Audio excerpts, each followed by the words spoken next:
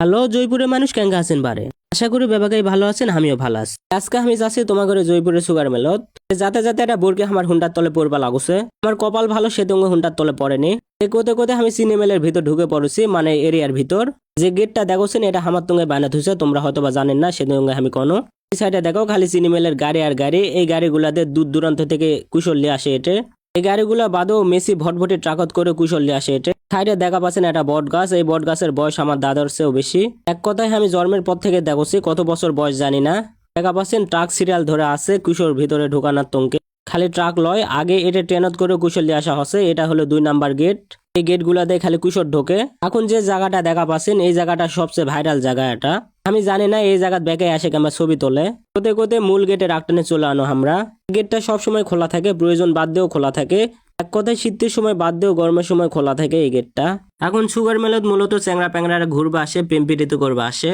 এটা হলো sugar মেলের camp একটা অফিস দেখতে ফাইন লাগে আমার কোনোদিন যায়নি ওঠে পেম্পিরিতের কথা কেন কোনো এই জায়গাটা দেখলে বুঝা পাবেন দেখলেন দুটা কাপল অনেকে এই জায়গায় পিকনিক খাওয়া আসে যেঙ্গে এই চ্যাংরা গুলা পিকনিক খাওয়া আসে সুগার মেলের পরিবেশটা একদম নিরিবিড়ি করা যায় আমার কাছে তো তাই মনে হয় আগে জয়পুরের সুগার মিল শীতের সময় বাদ দিয়েও গরমের সময় চলো চলো এখন মানুষজন অত কুশল লাগায় না কুশলের ব্যবসাত লস বলে আতঙ্কে সুগার মেলে অত চলে না আতঙ্কে সুগার মেলে এখন পেম্পিরিতেই চলে এটা কিন্তু দেশের সবচেয়ে বড় একটা সিনিকল একসময় এই মেলটি সারা বছর চলমান থাকো চলো এখন আর থাকে না